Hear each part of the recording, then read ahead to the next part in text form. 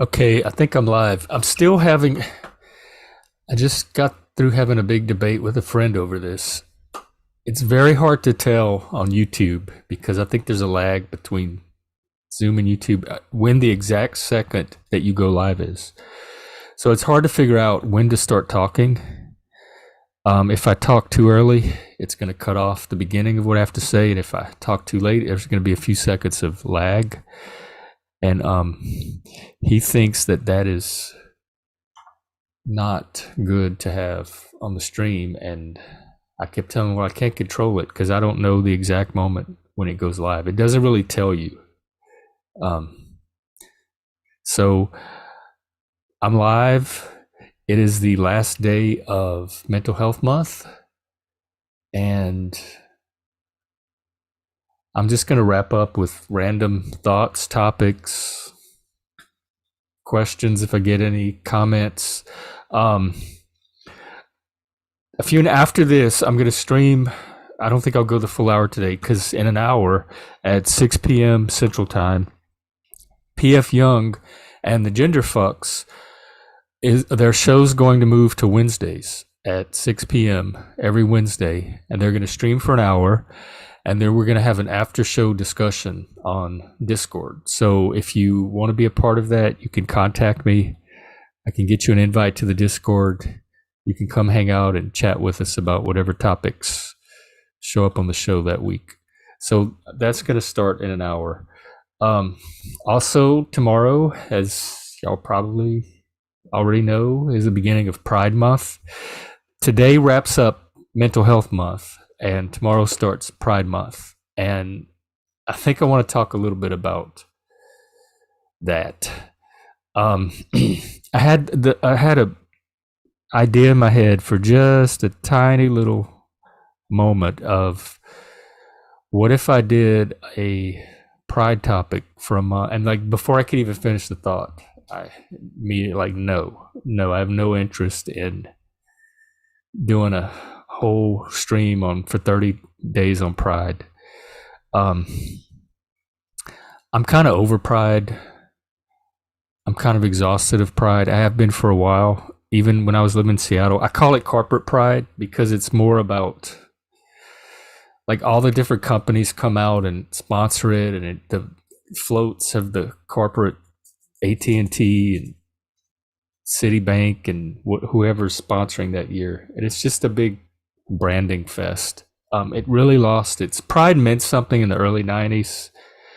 We were trying to get visibility and positive representation for ourselves, but I feel like we pretty much have that now, at least enough to go on with our lives. So pride started to change in the 2010s for me, and it became a I mean, I'm from Louisiana and I love a parade. I moved here from New Orleans, so I don't really need an excuse to go out on the street and have a parade. But with Mardi Gras, there's a certain spirit to it. There's a certain community feel and meaning to it, and I didn't feel that up here. I mean, it was definitely community, but it was very superficial. I didn't feel like anything was happening really deep beneath the surface of pride. It was just a day to come out and like gallivant around and have fun. I don't have any big memories that stand out from attending the pride parades. And it's changed so much now. There's the whole debate on because I was part of the kink community and the leather community, and that in the beginning of days, that used to be one of the core contingents of pride and one of the main groups that were helping to get the gay civil rights off the ground. And maybe because they're men, I don't know, but for some reason they're getting marginalized and kind of pushed aside. And now there's this big movement from within the community of no kink at pride, which I'm not a big fan of public kink anyway. I think that kind of stuff is consensual or should be consensual and not inflicted on the public that hasn't consented. I think there's a certain responsibility that comes from being part of a community like that, kind of at the fringe or edge of the extremes of society and what society is based on. And I think there's a responsibility to the public square to kind of keep it in its own space and not not expose people that are not part of that to it. I don't need to have. I can represent myself as a kinkster and a person from the BDSM community, but I don't need to represent myself as part of that by showing them and giving them a window into what that is. I can just verbally state I'm a part of it, and then they can pursue any education around that on their own that they want to. I don't need to take them into that world with me. I kind of felt that way about gay rights when I was part of that. Like I think coming out and identifying yourself as gay was important, but being gay or expressing what gayness is or showing, like taking them further into that world than people were willing to go was never something I was interested in. Although I did do one time in Austin, Texas, this would have been probably early 1991. 1992, when I was part of that youth group, that youth art center.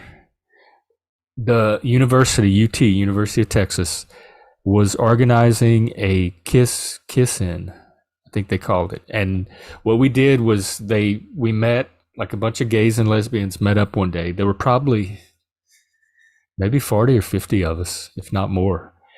And we all met up on campus and we paired up, and I got paired up with this guy. And then the idea was we would walk around campus holding hands. So you held hands with the person you were paired up with, and we were kind of in a line, I guess. And at various points throughout the march, you would stop and you would start hugging and kissing each other, and it was called a kiss-in. And that was fun. I really I liked the guy I was hooked up with. He was fun to kiss, and it was public, so all the public could see you like do the march and then stop and periodically kiss, and then march some more and stop and periodically kiss. So we marched all around the campus kissing. And so I was part of that, and mainly I did it. I think mainly the idea of kissing the guys was what drew me to it more than the public display, because I think you could advocate for gay rights without necessarily putting in everybody's face like that. But I did do it that day, and I don't have any regrets about it. I do kind of wish that we had gotten our rights through a vote and not through a court ruling, just to kind of respect the democratic process. But now that we have them, I'm not looking to lose them anytime soon either. And they did just pass the Respect for Marriage Act, so I feel like they're secure for now. I wanted to oh my God, listen to this, y'all. Guess what I did this morning? I had a friend. He's a professor at his local university. He got invited to a DEI event. It wasn't really a training, it was more of a presentation, and he wanted as many people there to support him, and so he wouldn't be the only one on the call having to face that. So I agreed to attend with him. It was on Zoom. It was my very first DEI event. I finally got, I've been avoiding them. I even left the workforce to not have to do another one. Well, I got fired, but I didn't re-enter the workforce specifically so I wouldn't have to sit through any kind of DEI shit and hear how racist people are and transphobic that me and my friends are. So I went today to this Zoom. I only stayed like 15 or 20 minutes because they broke us into groups at some point, and I was not in the group that my friend was in, so I didn't want to be stuck on the call with these people. It was every bit as cringy and uncomfortable, awkward, hard to sit through as you can imagine. It was about gender and why you should respect people's pronouns and gender identity and all that, which is so subjective. And there were questions on the scientific validity of it, which they sidestepped, and they put a link. They said, well, here's some information from the World Health Organization on it. And let me pull it up. And it's all ideology. It's gender and health. It's from the WHO, and it talks about the gender is a social construct, and there's a gender hierarchy that produces inequalities, and it could impact people's experience and access to healthcare, harmful gender norms, all of that stuff. That was their response to the scientific validity of gender ideology. And then they kept, like, the person had some follow-ups, and they kept saying, well, we're going to move on to what we're actually here to talk about, which was some presentation from the Trevor Project. So they evaded having to confront or defend any of the criticisms. And it was very biased. Like, you could tell the bias. Like, when the people that were voicing, there were a couple of professors there that were voicing their objections to it, or at least their criticisms of it and questioning some aspects of it. And, like, nobody was really responding. They were letting them talk, and then they would say thank you, but let's move on to what we're really here to talk about. And then when somebody that was pro-gender ideology would talk, like, half the people would be shaking their heads, and the people would cut in and say yes, yes, absolutely, like verbally affirm and validate them. And so they got a completely different response than the people that were trying to argue on the side of biological or objective reality. And it wasn't a true open forum where all sides got to equally present. The two things that struck me was the protocol. Like, these are grown adult college professors, and they were talking to each other like they were kindergartners. It wasn't adults talking to other adults. They were very cautious and tentative, and had to constantly signal how safe and respectful the conversation was and needed to be. And that put me off right away. That kind of, it's this weird etiquette. It's not heavy on content. It's heavy on performance, signaling, and I wish I had an example of it. Anyway, that's what bothered me more than anything else, because I felt like it was definitely not an environment where I could just speak freely. It was a very foreign, alien environment to me. I'm thinking, who needs this kind of babysitting of the conversation, to have a conversation? Especially grown-ups. I'm like, these are grown-ups, and they seem so petrified of saying the wrong thing or like making somebody feel a certain way, that they were so, like, collectively so cautious about how the conversation proceeded, and they would talk and then, like, show that it was safe to say the next sentence. And, like, one person had something to say, and they're like, she wanted to respond to what one of the, I guess, more scientific people were saying about scientific validity. So her response was that she had a response to them. And then they appreciated that she had a response. And they validated that she had, but they never asked of her response. She never said what her response was. So it's that kind of stuff. It was like meta conversation without actually talking about the issues. And I just found it so weird and bizarre. And then when they broke up into rooms, I said, I am not. No, because the other thing that struck me was it was a very particular demographic, probably upper middle class, college. Like, you could see the bubble that it was coming from. They were probably all academics, all of a certain class, mostly Caucasian. They had like an Asian or two. I think there was a black lady there, but it was the class that I would say, having grown up with black people, like, I'm from the dirt, I am from the roots. It was probably the class and the demographic most removed from that. So maybe that helps understand why they were struggling so much with it. But all you really have to do is go out and talk to other black people and get to know them how they are, instead of having these like performative rituals on how to include them.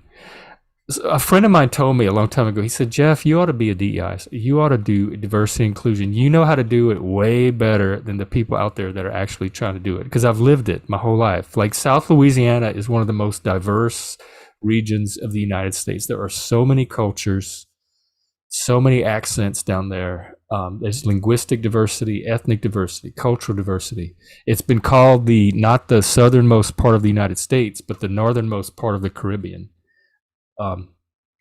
It's really its own unique place. So I grew up around all this diversity. We all have to get along and live together. We go to the same schools, we shop at the same stores, we live in the same towns. We know how to interact. And here, when I got up to Seattle's the most segregated city I've ever been in my life. Like all the black people are in one particular part of town, and then the white people are in a totally different part of town. When I first moved here, it was like 2 weeks before I saw my first black person. I was at the grocery store, and there was a black lady shopping by herself, and she kind of looked like Whoopi Goldberg. She had the braids, and I was following around the aisles because I was so excited to see a black person after like 2 weeks of not seeing. I'm from the South. I get very nervous when I don't see black people. Like when you stop seeing black people for a while, you start to like, you realize you're in those parts of the South. And that's kind of what it felt like. Like it was just weird being in that neighborhood I was in and not having any black people anywhere.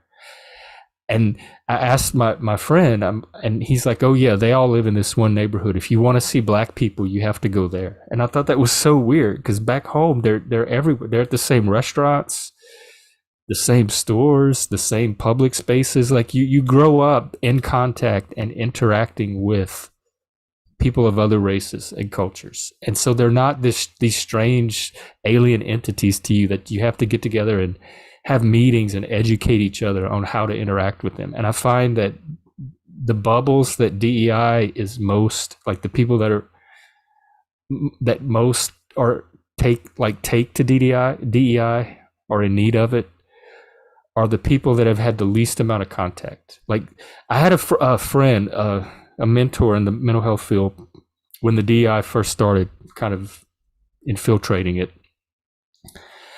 I thought it was weird that Seattle does the thing where they, like, I had a friend that had a job at one of the mental health agencies, and during her initial training, they divided the groups into a white caucus and a black caucus. And I thought that was so fucking racist. And like, I get nervous, like again, being from the South, I get really nervous when people start separating the black people and the white people. And so I wasn't even working at this place, and that bothered me so much that I started to like make a big stink about that and raise a bunch of objections. And my mentor took me aside and she said, Jeff, let me tell you something. She said, this stuff is not designed for somebody like you who has grown up around black people. This is for people who have had very sheltered lives. They may not have met their first black person until college. They don't have a lot of experience or contact being around black people. And I had several thoughts. I'm thinking, well, if you see people as individuals, why do you need special training on how to be around them because they're black?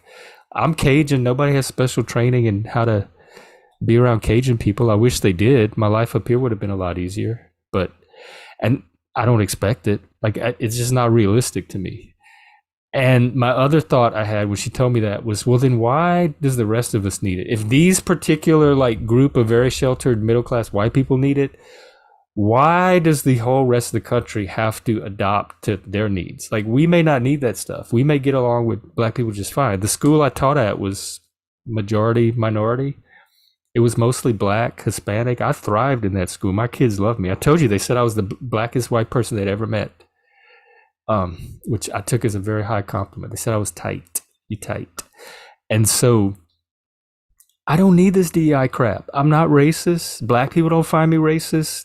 it's not an issue for me. If it's an issue from you because you don't have experience hanging out with other races, then I'm glad you're dealing with it some kind of way, but don't involve the whole world in your little complex or shortcomings. See, don't get me started on DEI because I don't have I don't have the most rosy view of it. It tends to bring out the worst in me. And so that was the DEI training today.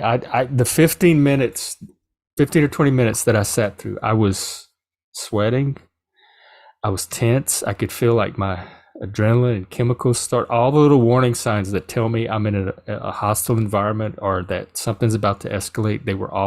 I could feel all those little physiological responses.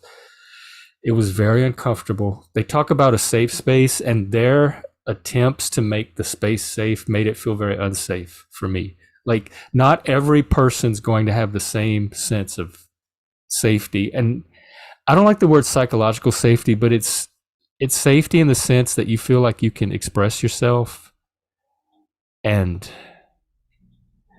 maybe not be judged, because I think everybody judges. I know I judge all the time. I'm just upfront about it. But it's feeling like your conversation is going to be respected. Maybe not the content of it, but your ability to express yourself. And the impression I got from this thing today there were definitely things that they did want to hear, and then there were definitely things that they did not want to hear. And that and the protocol, like trying to navigate the weird etiquette that they were using, it was just very tense for me to sit through. So I'm glad I was able to support my friend, but he owes me big time. You owe me big time for that. And that was hard. That was, whew, I was sweating. I was literally sweating while I was in that thing. It was so tense. I'm like, this is not psychologically healthy. This feels Maoist.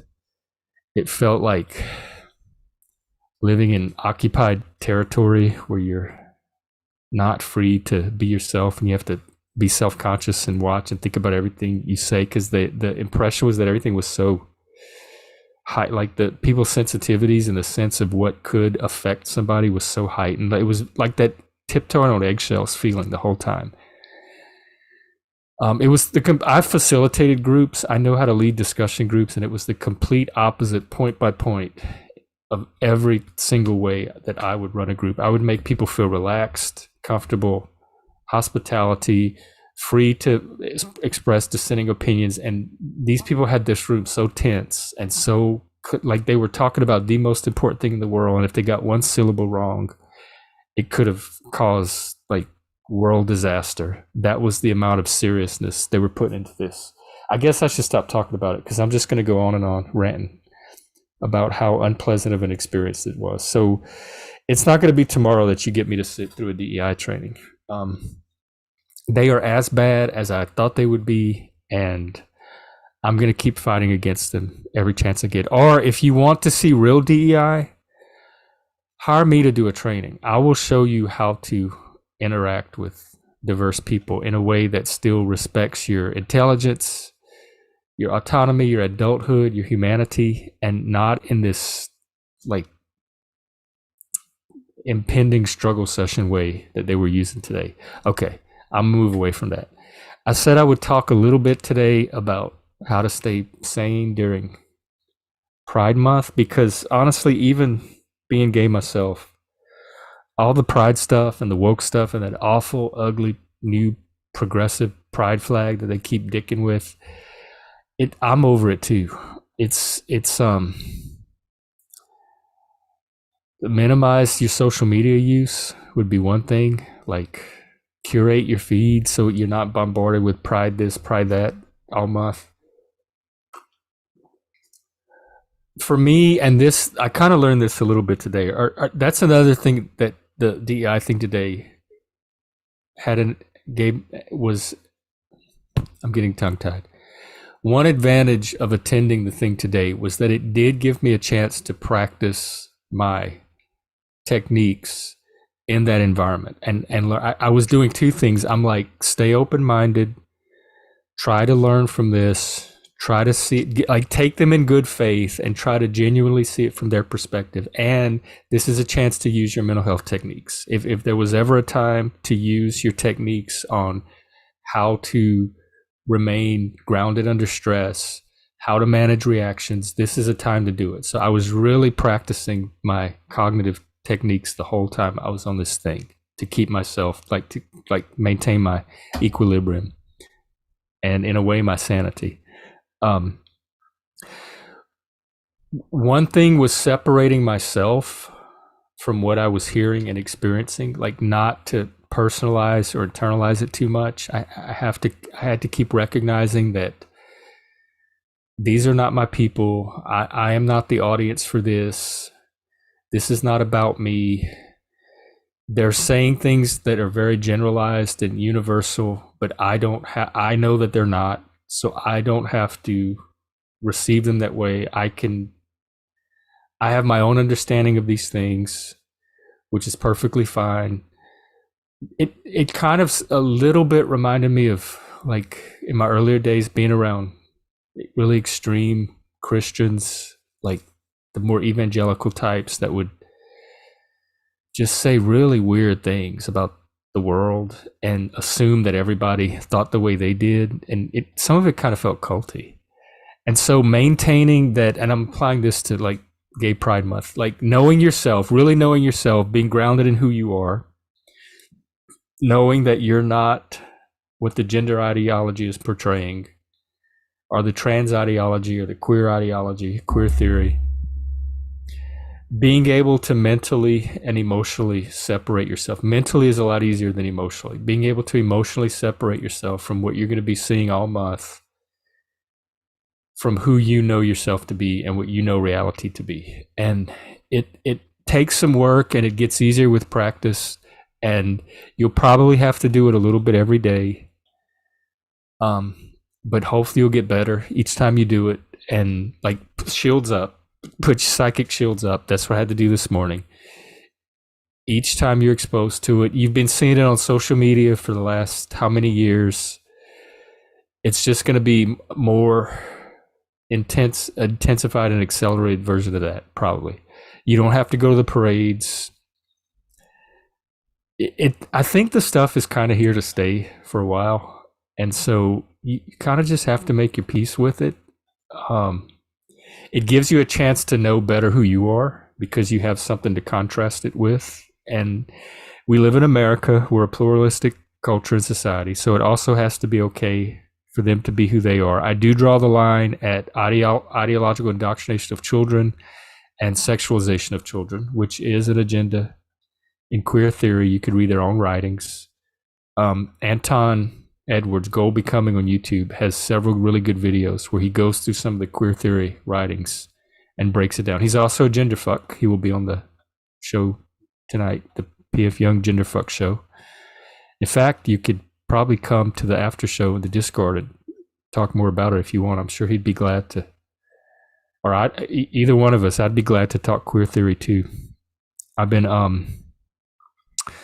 like screaming at the sky about it for over a year, probably, on Twitter. I've done so many threads on it. Nobody pays attention to me. Everybody downplays it, but it's definitely in the queer theory. Michel Foucault, Hannah Dwyer, Gail Rubin. What's that other man's name? I don't know if it's a man or woman. I think it's a lesbian. Pat Califia. They have this concept that childhood, like the concept of childhood itself, childhood innocence, is a construct of the patriarchy, and that children are born naturally sexualized, and that natural sexuality should be allowed to express itself as early an age as possible without restriction. And that the concept that children are these innocent creatures who only mature into a sexuality later is a false creation of the patriarchy. And in order to dismantle the patriarchy, they have to subvert or challenge or dismantle this idea of childhood innocence and bring out that emergent childhood sexuality that exists from infancy. And so that's the the queer the queer ideological part of queer theory. That's one of their agendas. They're pushing for lower and lower age of consent laws. They're trying to decriminalize adult child, and there's different. I don't want to get too much into this topic because I don't know how touchy YouTube is going to be about it, but there's different types of. They're trying to rebrand them as maps to destigmatize it, and it needs to be separated from the behavior. I agree, but there's different types of minor attraction. There's like I don't even know if I want to say them. If you look up Wikipedia, depending on the age brackets, they have different names, and some of the later ages, they're pushing for those. You know what? I don't want to get into this topic at all. I've done plenty of threads about it. I really don't like talking about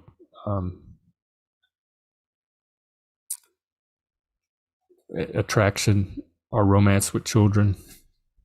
I believe in childhood innocence based on my own childhood. I didn't even know what sex was until I hit puberty, which was at a later age than children.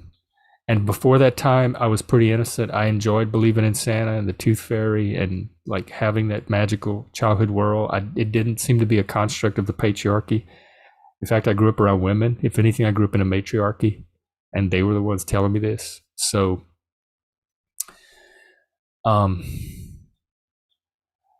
let children be children and let them mature at their own rate of development, and don't try to force it because of some political or ideological agenda. We don't live in a patriarchy. In fact, I can't think of when men have had less respect or power. I really don't. I guess because this is Mental Health Day and a mental health channel, I don't like going too much into the political stuff because it is so like mentally challenging. It is so frustrating and challenging for mental health. But maybe a good way to approach it today would be politics and mental health, like how to stay mentally healthy in our political climate. And again, it's basically knowing yourself, knowing your values, recognizing that other people, because we're in America, are going to have different values. And that's one of the strengths of America. Pew has the polling and research they did, and they've identified, I think, 9 different political sub-factions in the U.S. So it's not as clean as left and right, or left, center, and right. There are extremes: extreme right, extreme left, moderate left, some kind of apolitical groupings. So a lot of it is more nuanced than it seems on social media or on the surface. The other thing that helps is to get to know actual people from the different groups. I have woke people that I'm friends with that I know, and we don't talk about politics a lot, but when it does come up, we can have honest, genuine conversations about the differences because we know each other on so many other levels, and we have so many other things that hold us together, that we're able to have challenging political conversations and still kind of keep respect for each other. I have right-wing people I hang out with that same thing. So learning to tolerate and respect differences, I think, can help with your political mental health. If we want the freedom that we have in America, that kind of stuff has to be okay. Like different ideas, as repugnant as they are to some of us, have to be allowed to be expressed and kind of fight for their validity in the public sphere. And I think you counter bad ideas by good ideas. And some people say that's naive, but I don't know what the alternative is for keeping the American way at the same time. I'm not a supporter of authoritarianism, so I wouldn't want a solution that censors or shuts down the express. Sometimes that's pretty much what I do on this channel. I have to talk my ideas out before I really understand them. So I think letting people talk and discuss their ideas around gender and race and is helpful in letting them work them out, maybe seeing the limitations of them, especially when it's done in a larger context of diverse viewpoints, where their viewpoints can collide with other viewpoints and maybe open up different perspectives for all the different viewpoints. That was used to be one of the I'm really struggling today. I don't know why. That used to be one of the strengths of liberal society, is through conversation and dialogue, you could expand your perspectives on different ideas and issues. And then the best ideas would kind of, it would sift out the best ideas. And like today I saw on the call, they weren't overtly shutting down, although they did not allow the guy to make his response. And they did move the conversation on to what they said they were here to talk about, although what he was asking was also in line with what they were there to talk about. They just didn't want to address it. So they have ways of like soft censoring or soft evading. One thing I run up to a lot is when I get them to kind of pin down the harm. Like there's this idea that speech is harmful, which I don't think it is. If speech is harmful to you, there's mental health techniques that I can help you with to learn how to be more resilient against speech, because I've heard every form of speech thrown at me you could possibly imagine, and I'm fine. So I don't think speech is in and of by itself harmful. I think words have the power that you give them, and you can learn what to do with that power to where you're not at the mercy of it. Like if you can control how a word affects you versus being at the mercy of somebody else trying to affect you with the word, why would you not want to be the one to determine how that word affects you? So I get them to try to show me what this harm is that speech can do.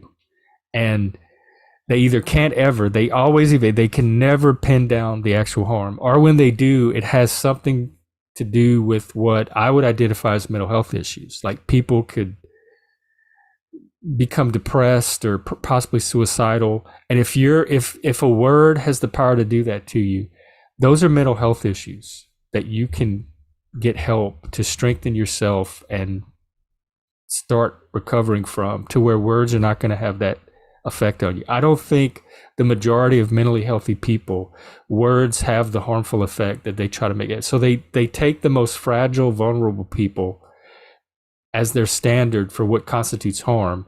And they either can't show the harm at all, or they can show the harm that it does to this particular subset. And then they say, see, this is why you should not use those words. Because there's this small fraction of people out there that are so mentally fragile that a word will have that effect on them. I don't think that's the standard or criteria that we should build society. That's not the level we should build society at. And it's not the level that America was built at. And it's not a reason for me to give up my right to free speech and not express my own opinions and ideas or get my questions answered.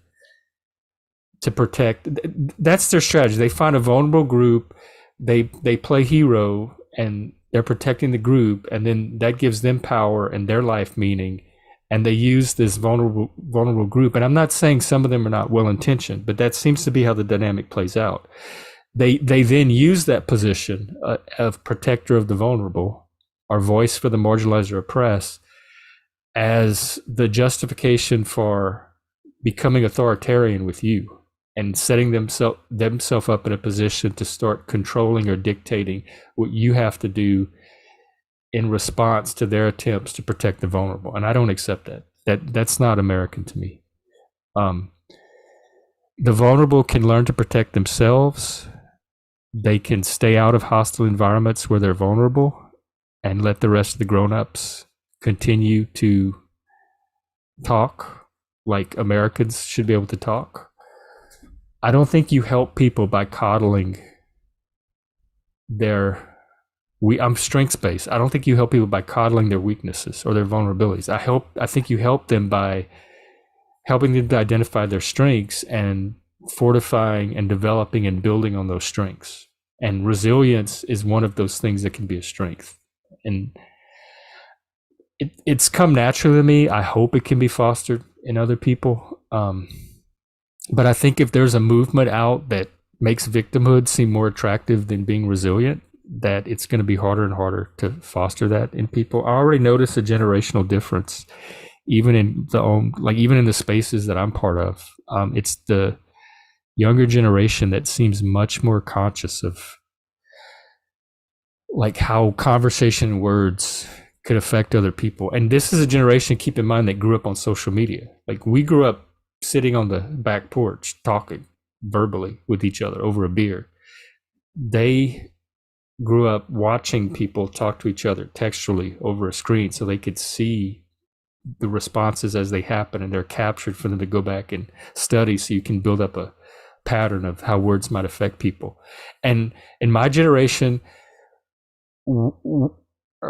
me at least, but it seems like people around me generally too, we were concerned with what the person was trying to say. Like not so much how they were saying it or how it might appear to a third party that happened to hear it or this invisible audience.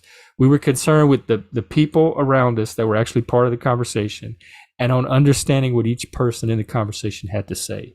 And now it's shifted to how something is said.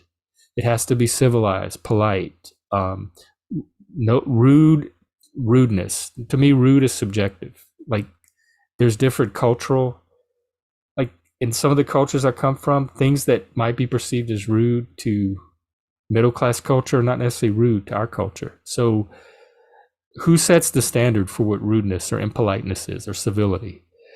And so they focus more on the surface or form that the conversation takes instead of the content of it.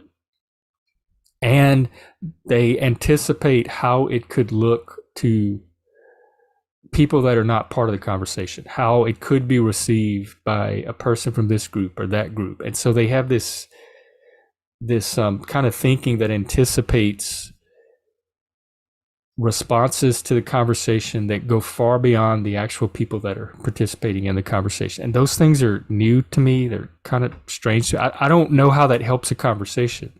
It might help the imaginary consequences of a conversation in an imaginary context, but my priority is the conversation itself and furthering the conversation. So the two things seem to be at odds and in tension with each other. And the younger generation seems much more mindful of those elements of a conversation that either were almost non-existent in my generation or took a far, far more of a backseat. Most adults, it's my belief, are capable of having conversations, even if they become uncomfortable or unpleasant. Adults can still, they don't need people babysitting their speech or their conversations. And maybe if you grew up having your speech babysat, then you take it as a norm. But when do people get to be adults and like grow out of this need for the nannying of a conversation? It's just so infantilizing to me. Don't tell me how to talk. And if you don't like what I'm saying in a conversation or are not interested in understanding what I'm trying to say, then go find someone else to have a conversation with. But don't sit here and try to get me to adopt some conversational norm that is not my norm, the norm of my generation, or the norm that I grew up with. Like, respect my norms as much as I try to respect your norms. I think that's really the path forward. One more little thing I want to say, and then I'm gonna have to jet to the Genderfuck show. I was watching a couple of YouTube videos on postmodernism in film, and there's a new trend called metamodernism. So you have modernism, which was like late 19th century to, let's say, the 60s. And then postmodernism is what we've got from the 60s up until like the last few decades. And then there's a new trend called metamodernism that seeks to kind of integrate the two. It takes some of the strengths of modernism and tries to restore them or reclaim them, but with some of the awareness that postmodernism brings to modernism as well. And it tries to synthesize them into this thing called metamodernism. And you could see it in the cinema and film of the different periods. And I'm getting real, they use everything, what is it, Everything All at Once, that movie. as an example of metamodernism. Quentin Tarantino's movies would be an example of postmodernism. And I'm starting to see the difference between the two from watching these film lectures on YouTube. And metamodernism is being offered as a way kind of out of our current social justice, Marxist ideological situation, because that's a reaction against modernism, which is individualism, heroism. They perceive it as white male dominated. I don't. I perceive it as individual over the collective dominated, but it doesn't have to be a white male individual. That's a stereotype or prejudice on their part. And then postmodernism is more like relativistic, and everything's a simulacrum. There's no objective reality. So metamodernism seeks to kind of find a middle way between both, and it seeks to like restore or recover the heroism and individualism of modernism, but in a way that's aware of the multiplicity that comes from a relative perspectivism that comes from postmodernism. And so I'm looking more at metamodernism as kind of a path forward. It's giving me like a little glint of hope. Like maybe if things can trend from the postmodernism that we're in now to this metamodernism, this new cultural geist kind of metamodernism, maybe that will open a new channel for some of the future generation and some of the current, because I think wokeness has people trapped in a box and they're looking for somewhere to go or a way out, and all they see is MAGA or Trump or Groypers, and like in their mind that's all they see on the right. There's no middle. So hopefully metamodernism will give them a more humane cultural outlook that they can maybe gravitate to, and could form a path out of wokeness, or an alternative to it that more of us may be able to live with. So I wanted to throw that in at the end about political mental health, and I guess I'll end it here. I got to go to the PF Young Genderfuck show starting at 6 p.m. Central with our after show an hour later on Discord. So you can contact me for that. Primalhex, PRIMALHEX at gmail.com, or on Twitter. And a quick note about the show. This closes out Mental Health Month. I want to thank all of the guests that I've got to talk to this month about mental health topics. I think I'm going to, the show was originally started as an experiment for me to learn live streaming, and I feel like I've gotten that down pretty much. I can turn on a camera and talk about topics when I need to, and I can have guests on when I need to. So I think I'm going to start doing the show only when I have a guest about a topic that I want to bring to you, or when I have myself something that I'm really burning to say on a particular topic. But I don't know that I'm going to do the daily live streaming so much anymore, because I think the experiment has run its course and I've gotten what I needed to out of it. I'm very proud of the work I've done. Like when I go back and watch them, they're not nearly as bad on when I see them played back as they are in my head when I'm doing them. And even with the autism, even with the social awkwardness, even with the speech communication difficulties and articulation disorder and all that stuff, I'm still very proud of what I've achieved. Like, I'm not trying to be the most polished, professional, produced. This is kind of very in the raw, more process oriented than product oriented. And the goals I set for myself with this project, I'm very pleased with the results. I've learned what I need to learn from it. I think I've grown a bit from doing it. I've gotten out of it I've gotten more out of it than I ever expected when I first started this. So I'm very happy when I take my limitations into account what I've achieved here on these episodes. So I'm going to keep doing them. They won't be daily. They'll be when I have a guest, or they'll be when I have something interesting to say. But and you're always free to invite yourself on the show. I love talking to people, hearing people's stories. You're also free to email me with questions or comments if you have a topic you want me to do, or questions you want me to address. I maybe do a periodic Q&A episode as well.